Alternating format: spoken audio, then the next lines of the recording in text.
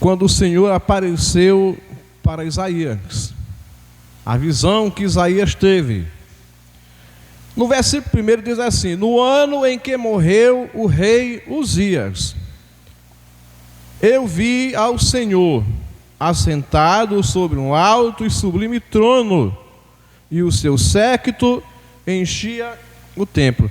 Irmão, tem gente que tira uma pregação daqui que não tem pé e cabeça, que diz assim: Deus só apareceu para Isaías quando Uzias morreu, porque Uzias era um empecilho na vida de Isaías. Não, irmão. Historicamente, nessa época aqui, a morte do rei Uzias foi como se fosse assim, uma data, viu? Então Isaías está aqui, o escritor está dizendo que o Senhor Deus apareceu no ano em que morreu. Foi no ano, não está dizendo no dia em que morreu. Não, no ano em que morreu o rei. Então é uma data, é uma referência de data, viu? Do tempo, para a gente saber o ano em que Deus apareceu. Por exemplo, hoje a gente diz assim: no dia 15 de janeiro, no dia 10 de abril, tal, assim, do ano tal, assim aconteceu isso. Mas se não tivesse a gente contando essa questão de meses, a gente ia escolher um evento que chamou a atenção do povo. Por exemplo, aqui na nossa região, em 1996, aconteceu uma tragédia, que foi aqui a chacina do pessoal aqui na Curva do Oeste. Então alguém vai dizer assim: olha, eu vim aqui em Eldorado no ano da chacina da Curva do Oeste. Então é isso que a Bíblia aqui quer dizer: no ano em que morreu o rei Uzias. Não está dizendo que o rei Uzias era um empecilho, um impedimento para que Deus viesse aparecer para Isaías, de maneira alguma. Aí tem muita gente que prega e faz essa pregação, que tem que morrer isso, que para Deus aparecer, e tem que acontecer isso, de maneira alguma. Aqui diz assim, que o Senhor apareceu. E qual foi a época que Deus, qual é o ponto de referência, de data histórica no tempo em que Deus apareceu para Isaías? Foi no ano em que o rei Uzias morreu. Aqui se dá a vocação de Isaías, a chamada de Isaías. Aí ele diz aqui que ele viu ao Senhor assentado sobre um alto e sublime trono, e o seu séquito enchia o templo. O que é que mostra aqui? O profeta Isaías entrou no templo para adorar a Deus. Ele tinha um costume de adorar ao Senhor, de buscar a presença de Deus. E nesse dia que ele entrou para buscar a presença de Deus, Deus apareceu para ele em sua glória. O Deus em glória apareceu para Isaías no dia em que ele nenhum dos dias em que ele entrou no templo para buscar a presença de Deus. Por isso que o salmista Asaf, no Salmo 73, lá no último versículo, ele diz: para mim bom é aproximar-me de Deus. Ele entrou no templo, e quando ele entrou no templo, ali Deus falou com ele, e ele compreendeu as coisas. E aqui o Isaías entrou no templo. Ele entrou no templo não num dia de um culto. Nós estamos aqui reunidos num culto. Nós aqui, eu, a missionária Juliana, as irmãs, as crianças ali, o irmão, estamos aqui num culto. Num culto como esse, Deus pode falar com os irmãos através da pregação, através de um hino. Mas o crente também tem que ter o costume de vir sozinho no templo, orar a Deus. Não somente nos dias de culto, de maneira alguma. Não somente nos dias de trabalho da igreja, mas tem que ter o hábito de ele pegar a sua Bíblia ou a sua harpa e se dirigir só ao templo para buscar a presença de Deus. Porque Deus, Ele fala conosco aqui no culto, como eu já falei, mas Ele também quer falar com a gente sozinho. Nós e Deus. Pode ser aqui no templo e pode ser no nosso quarto. Ali a gente de joelho dobrado, falando com Deus, e Deus vem e fala com a gente. Fala também do nosso devocional e da nossa comunhão com Deus. Aqui mostra que Isaías tinha comunhão com Deus. Aqui mostra que Isaías sempre costumava estar a sós com Deus, se retirar para falar com Deus. Não era somente ir ao culto, não é pecado vir ao culto, mas nós temos que ter comunhão com Deus, os nossos momentos a sós com Deus, seja aqui no templo, ou seja em casa, entrando no quarto, fechar a porta do quarto, e pegar a Bíblia da gente e ler a Bíblia, e orar, o nosso devocional, e ali deixar Deus falar com a gente, e Deus fala. No momento que a gente entra, irmão, para falar com Deus, no nosso secreto, só nós e Deus, Deus se revela grandemente para nós.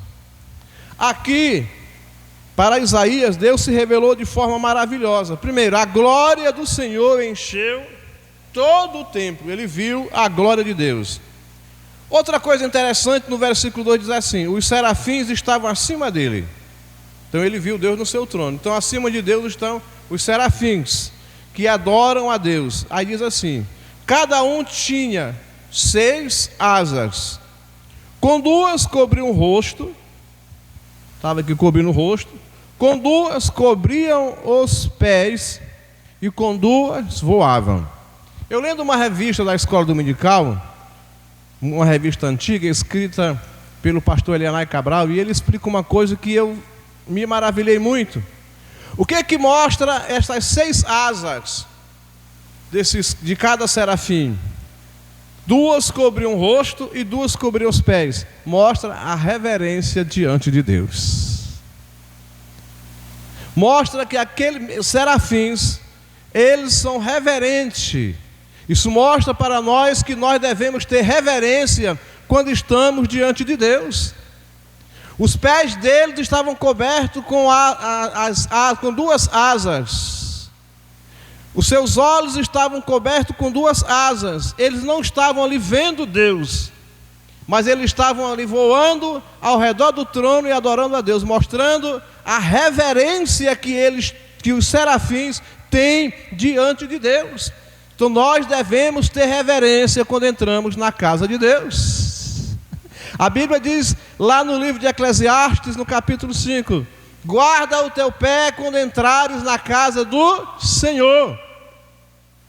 A Bíblia nos orienta que não devemos ficar conversando no templo, batendo papo.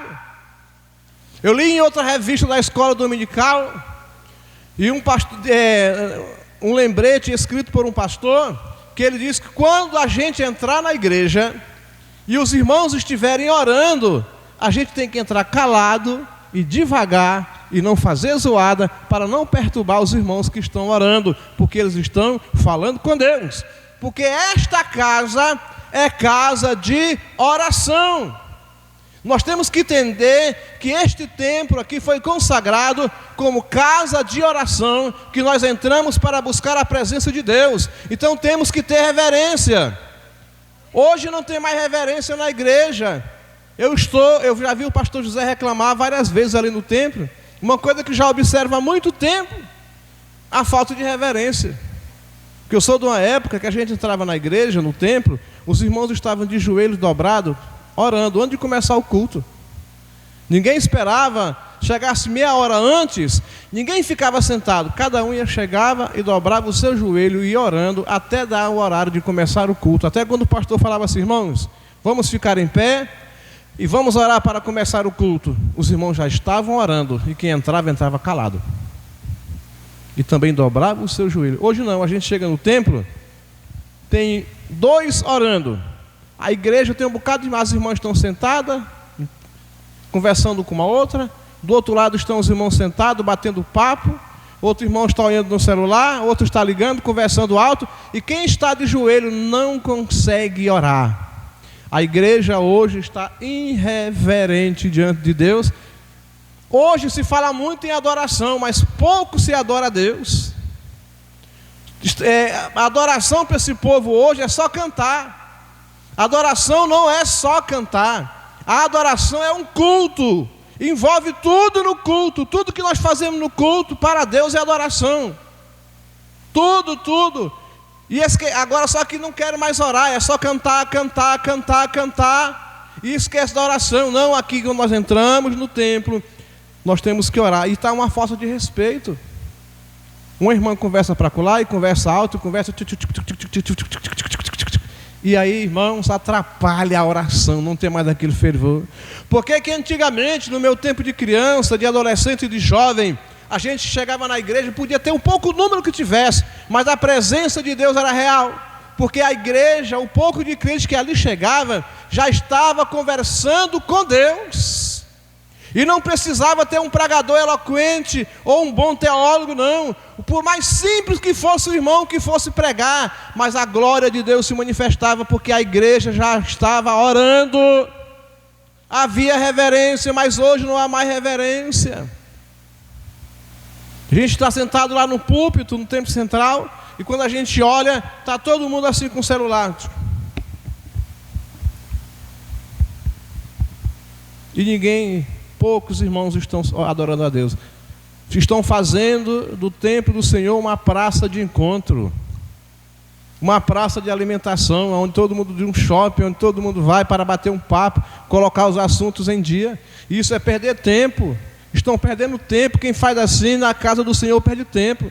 Não, a gente chega e vai orar, dobra o joelho até a hora de começar o culto. E aí quando o culto começa, Deus já se faz presente. Aí a gente vai ver o batismo com o Espírito Santo e nós vamos ver a cura divina por causa da reverência diante de Deus. Então os anjos aqui, os serafins, eles mostram reverência. Eles não mexiam seus pés, estavam com os olhos fechados ali porque estavam diante do Todo-Poderoso. E nós estamos, irmão, aqui diante de Deus. Qual foi a reação do Isaías quando viu a glória de Deus?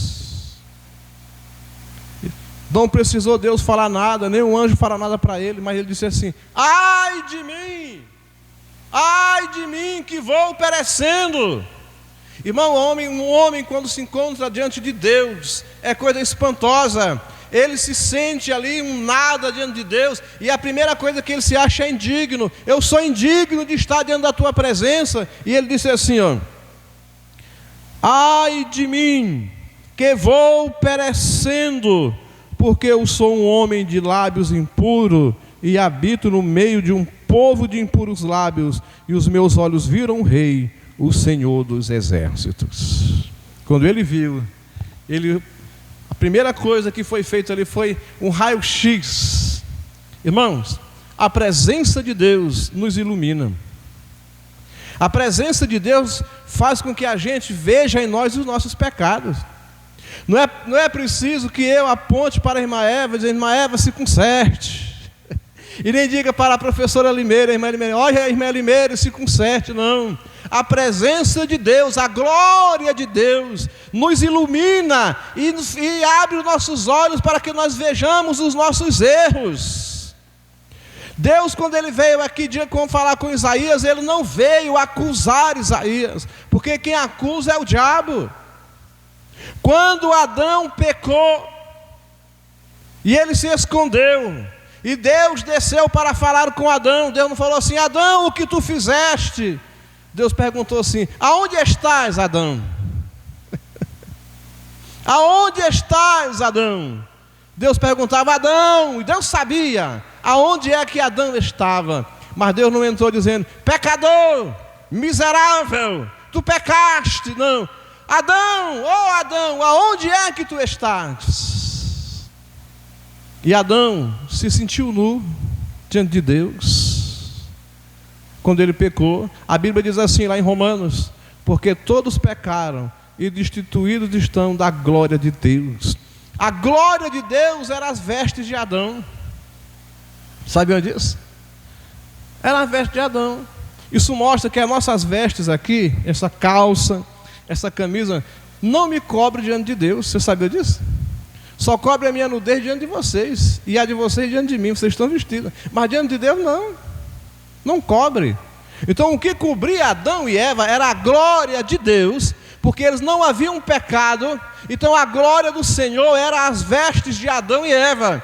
Então quando Adão peca, a glória de Deus se afasta de Adão e Eva, e eles se sentiram nus. E a primeira coisa, quando o homem peca contra Deus, ele se sente nu, sem a glória de Deus, e ele se separa de Deus, e ele se esconde de Deus. Mas Deus não se esconde do homem quando o homem peca. Deus vai atrás do homem.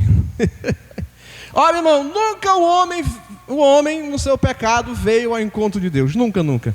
Sempre é Deus que dá o primeiro passo. Deus poderia ter do céu estendido a sua mão e queimado Adão e Eva e ter feito outro casal para si. Mas ele desceu do céu e veio ao encontro de Adão. E a presença de Deus naquele momento fez com que Adão e Eva se escondessem, porque eles estavam nus. E eles tentaram fazer umas vestezinhas para eles lá, cobrir a sua nudez. Mas quando Deus veio falar com Adão, Deus já tinha feito outras vestes para ele, para Adão e para Eva. Já estava preparado as vestes. Deus estava dizendo para Adão: essas vestes que tu faz aí não valem nada. O que é isso? É as nossas obras. As nossas obras, a nossa justiça diante de Deus são como um trapo de imundícia. Adão, não vale nada. Eu tenho algo melhor para ti. Tu pecaste, a minha glória saiu de ti, mas está aqui veste nova para ti, é o que eu fiz. Essa aqui vai cobrir a tua nudez. Aleluia. Deus, ele vem ao nosso encontro e a sua glória revela a nossa miséria, a sua glória revela a nossa desgraça, mas ele já vem pronto. Com Isaías, quando ele disse assim: ai de mim que vou perecendo. Ai de mim. Quando ele diz: ai de mim que vou perecendo, porque sou um homem de lábios impuros e habito no meio de um povo de impuros lábios, e os meus olhos viram o Rei, o Senhor dos Exércitos. Olha o que diz aqui no versículo 6: mas um dos serafins voou para mim, trazendo na mão uma brasa viva, que tirara diante do altar com uma tenaz, e com ela tocou a minha boca e disse: eis que isto tocou os teus lábios, e a tua iniquidade foi tirada e purificado o teu pecado. O Senhor, quando apareceu para Isaías, o Senhor sabia que ele era pecador. O Senhor sabia que ele estava no meio de um povo impuro. Mas o Senhor, quando veio, ele já veio com brasas vivas. Já estava um anjo preparado com uma brasa na mão para purificar. Então, quando Deus vem ao nosso encontro, ele sabe que eu sou pecador, ele sabe que você é pecador, ele sabe o tipo de pecado que você cometeu, mas ele já vem com o perdão pronto para perdoar. Ah, eu não posso estar diante da tua presença que eu sou pecador. Não é o problema, eu purifico o teu pecado. Tu está perdoado, aleluia. Ele se sentiu indigno. Quem sou eu? Depois que ele foi perdoado, ele ouviu uma voz do céu que dizia: a quem enviarei? E a quem há de ir por nós? Nós não vemos aqui Deus de maneira alguma acusando Isaías de nenhum pecado. Foi o Isaías que se acusou. Foi a consciência de Isaías que se acusou. Quando nós vamos diante de Deus, irmãos, nós vamos diante do Senhor, podemos ir com todos os nossos pecados. Deus, a primeira coisa que Ele faz é iluminar a nossa consciência. Ele ilumina a nossa mente. Ele não nos acusa, Ele ilumina.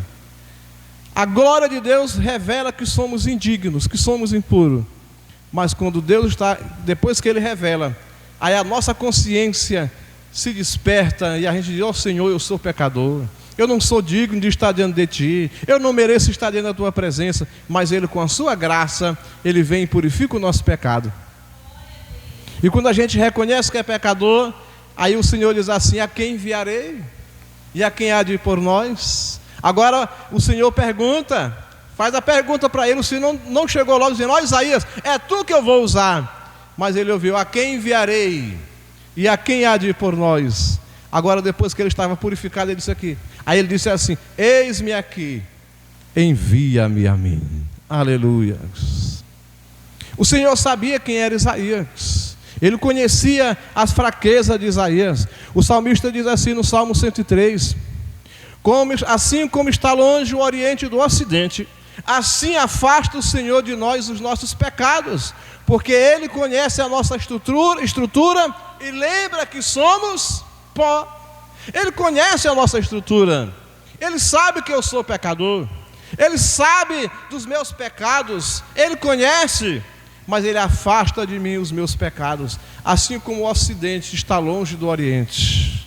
Ele sabe que eu sou pó. Ele sabe que você é barro. Ele sabe que você é passageiro. Ele conhece tudo isso aí. Mas Ele vem e nos perdoa, e nos limpa, e nos chama, e nos envia para fazer a sua obra. Aleluia. Aonde estava Abraão? Abraão estava lá na terra de Ur. E sai de Ur e vai para a terra de Harã. Está ali com seu pai, habitando no meio de um povo impuro, no meio de um povo idólatra. Mas a Bíblia diz que o Deus da glória um dia apareceu a Abraão. E disse Deus: Abraão, sai da tua terra e vai para uma terra que eu te mostrarei. E ali agora Abraão passa a andar com Deus. Você não vai ver Deus dizendo assim: Abraão, faz isso, faz aquilo, deixa isso, deixa, de maneira nenhuma. Deus mandou Abraão deixar nada. Oxente, irmão, que negócio é esse? Nós vamos servir a Deus com nossos pecados? Não. Porque Abraão viu Deus em sua glória. E no momento em que ele viu, ele deixou tudo para seguir ao Senhor. Abandonou tudo. É como uma moça. Ela pode ter a vida errada que estiver. Aí ela vê um rapaz bonito e que pode sustentá-la. Aí ela olha e se apaixona por ele. Ela em si, se ela tiver consciência, ela vai largar tudo que não presta, porque ela vai querer seguir ele, vai querer andar com ele e fazer tudo para agradar a ele. E ele não precisa dizer nada. A sua consciência. Então Deus trabalha na nossa consciência. E Deus quer se manifestar a nós. Nós vemos quando Jacó sai da casa do seu pai. Quem era Jacó? Um enganador. Ele tentou trapacear o seu irmão, ganhar a bênção. Ele fez uma coisa errada, ele enganou o seu pai. E ele agora sai fugido. O seu irmão estava com raiva dele, queria matá-lo. Mas ele sai naquela noite, daquele dia. Eu creio que ele saiu de manhã e andou o dia todo. E agora chegou no finzinho da tarde, naquele deserto. Não foi no período de inverno, não foi no período de gelo, de maneira alguma, porque senão ele não ia dar conta de viajar no gelo, porque aquela região do Oriente Médio, na época do inverno, gela, cai gelo. Então ele saiu na época do verão, e ele agora cansado da viagem, e ele pega uma pedra para seu travesseiro. Até então Jacó não conhecia Deus, ele só ouvia falar de Deus, porque a experiência, Abraão teve uma experiência com Deus. Isaac teve a sua experiência quando Abraão morreu. Deus disse: sai daqui e vai para a terra de Gerar e fica lá, e só sai quando eu te mandar sair. E lá Deus manifestou a sua glória na vida de Isaac. E na terra de Gerar, Isaac conheceu a Deus. Agora o outro homem do qual Deus ia usar era o Jacó. A experiência de Jacó tinha que se desenvolver sozinho na sua caminhada, longe do seu pai, longe da sua mãe. Agora era só ele e Deus. E Deus tira ele da sua casa e leva para outra terra. E nessa viagem, a primeira coisa que Deus faz, e aparece para Jacó. Jacó está aqui cansado. Eu creio que ele dorme: meu Deus, eu enganei meu pai, eu enganei meu irmão, e eu não podia ter feito isso. E agora eu estou saindo da casa do meu pai, toda a riqueza eu deixei para trás, deixei minha herança para lá. Agora estou indo para uma terra que eu não conheço. Eu vou atrás de um parente que eu não sei quem é. Como será a minha vida? E a consciência dele ardia porque ele tinha pecado contra seu irmão, tinha pecado contra seu pai. Estava com a consciência pesada, a angústia na alma de Jacó. Mas naquela noite, quando ele dorme preocupado, angustiado, ele não teve um pesadelo, ele teve uma visão do céu.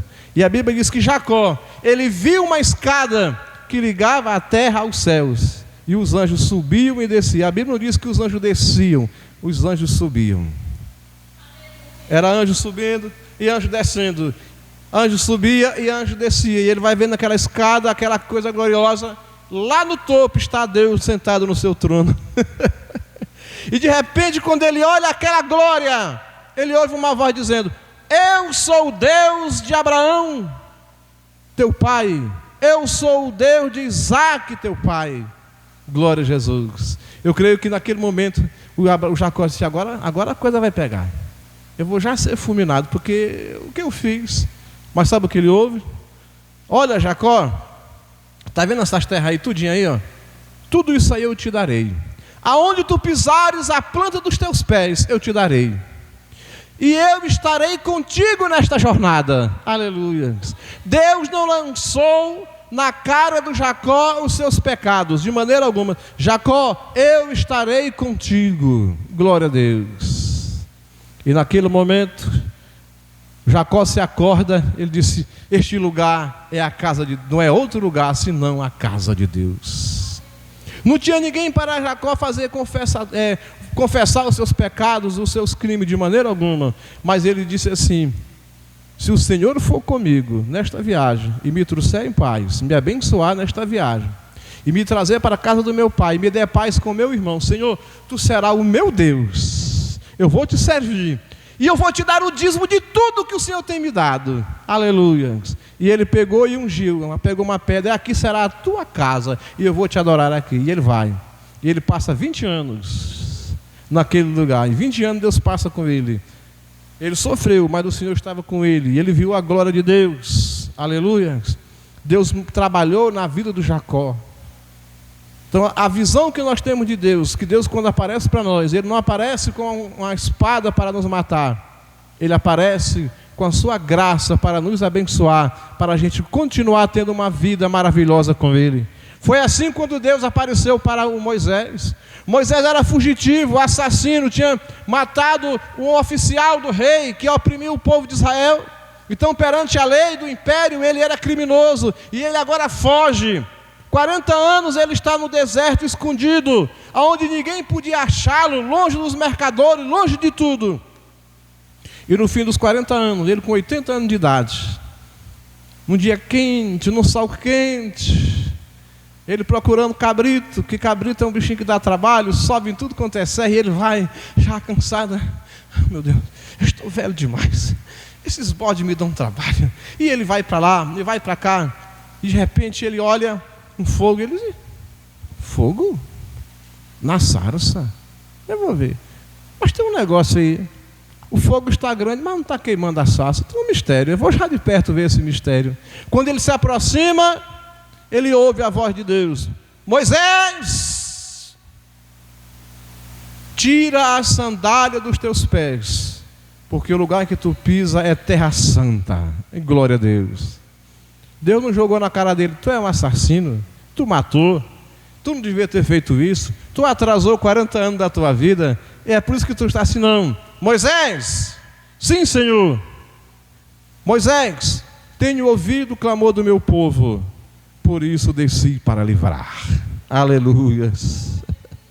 E eu vou te usar, Moisés, é tu que eu vou usar. Eu sou o Deus de Abraão, eu sou o Deus de Isaac, eu sou o Deus de Jacó.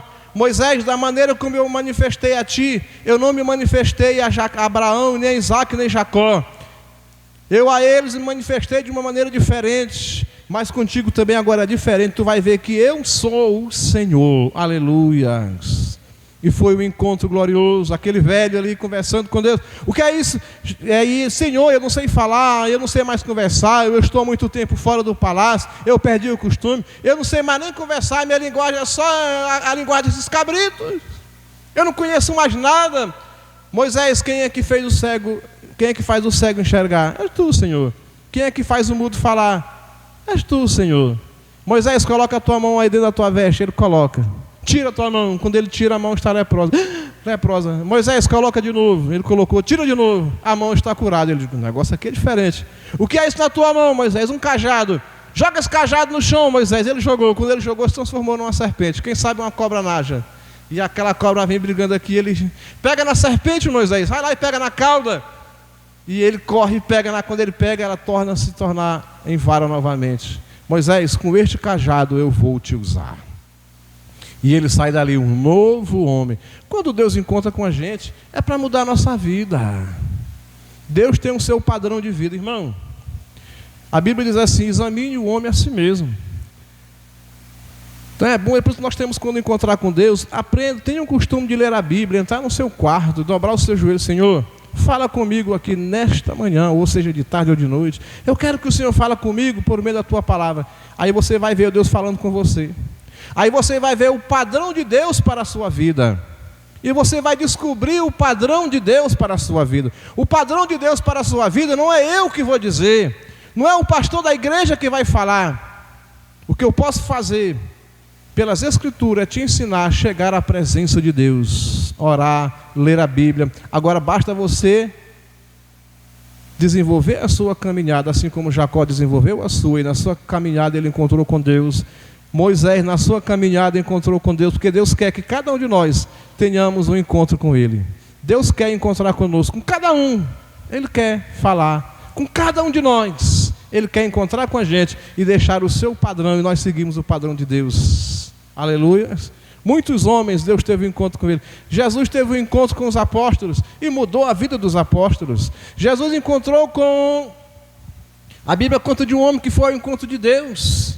Lá no capítulo 3 de João, que era o fariseu Nicodemos, a vida dele mudou. A Bíblia fala de Paulo. Paulo, antes que era Saulo, matava os crentes e ele torturava os crentes, ele fazia os crentes blasfemar, ele fazia os crentes negar, ele torturava, irmão, ele era perigoso, o homem era maligno. Mas um dia ele sai todo raivoso. Eu vou acabar com essa seita. Dessa vez eu vou fazer uma chacina. Eu vou arrebentar. E ele vai andando. E Deus está acompanhando. Eu sei que muitos crentes dizem assim: por que Deus não mata essa peste? Você já viu quando tem alguém muito mal que está aprontando? Deve ser o Senhor. Estende tua mão sobre ele. Se o Senhor não salvar, ou o Senhor mata. Irmão, muitos crentes que vão me assistir essa pregação já pensaram nisso. E quem sabe muitos que estavam chorando, que perderam seus parentes, que eu quero que ficar, meu Deus, meu filho foi torturado, Senhor, olha, minha mãe foi arrastada, Senhor, esse homem é maligno, trata com ele, Senhor, estende tua mão, passa a tua espada nele, arrebenta com ele, quebra ele, mata ele, Senhor. Mas o que Deus fez? De repente, no mais alto calor do dia, vamos dizer que seja aqui 1h da tarde, aparece um clarão mais forte do que o sol do meio-dia. Cegou.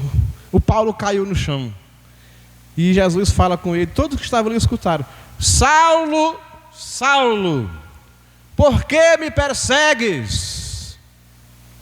E ele cego aqui.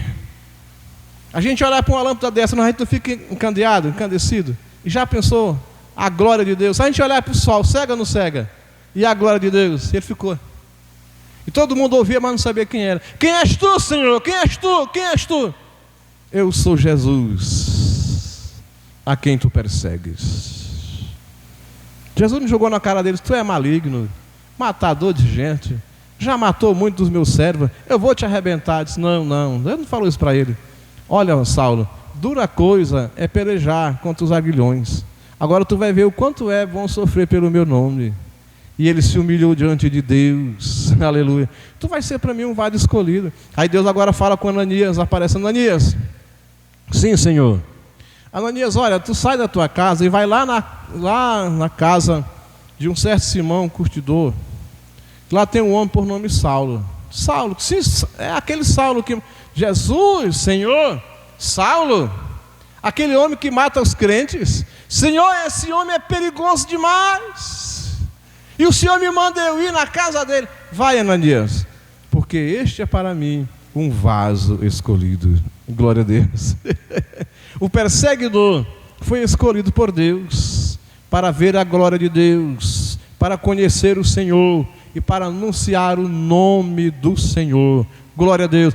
Nesta noite, irmãos, nós somos fracos, mas o Deus forte quer se encontrar conosco, para falar conosco, para nos perdoar e para nos enviar para fazer a sua obra. Quem sabe você que está me assistindo pelo Facebook ou pelo YouTube, está, não sei se é de manhã, de tarde ou de noite, está com a vida arrebentada, acabada, tudo, mas o Senhor quer se encontrar contigo. Ele quer purificar os teus pecados, e Ele quer te fazer um homem novo, uma mulher nova, para que você seja para louvor e glória do nome do Senhor e ser usado por Deus. Ele não está com a mão estendida para acusar. Olha só a parábola do filho pródigo. Pródigo significa desperdiçador. O filho tinha tudo em casa, e agora ele chega para o pai e pede: pai, dá-me a parte que me pertence. O pai dá a parte que pertence, ele sai e ele gasta tudo. Mas todos os dias o pai estava com os braços abertos esperando ele chegar. E no dia que ele chega, Qual é a reação do pai? O filho chegou humilhado: pai, eu pequei contra os céus, pequei contra ti, eu não sou digno de ser chamado teu filho, me recebe pelo menos como um dos teus empregados, dos teus diaristas. O pai poderia ter dito: filho irresponsável, tu não vale nada, tu não mereces meu amor, tu gastaste tudo, tu mereces pegar umas lapadas. O que foi que o pai disse? O pai abraçou, beijou o filho e chegou e disse: vinde, vamos festejar, porque o meu filho que estava perdido foi achado, estava morto e reviveu. E mandou cortar o cabelo do filho, e mandou fazer a barba, e mandou dar um banho no filho, e deu um chinelo, uns calçados novos, vestes novas, e colocou um anel novo no dedo e fez uma grande festa. É isso que Deus quer fazer. É por isso que Ele veio ao nosso encontro, e Ele está sempre à disposição a nos encontrar. Basta a gente olhar para Ele, porque Ele sempre estará ao nosso encontro. E nós vemos isso a Bíblia dizendo: porque Deus amou o mundo de tal maneira que deu o seu Filho unigênito, para que todo aquele que nele crê não pereça, mas tenha a vida eterna. Amém. Então, nós vamos neste momento agradecer a Deus, né? E eu quero agradecer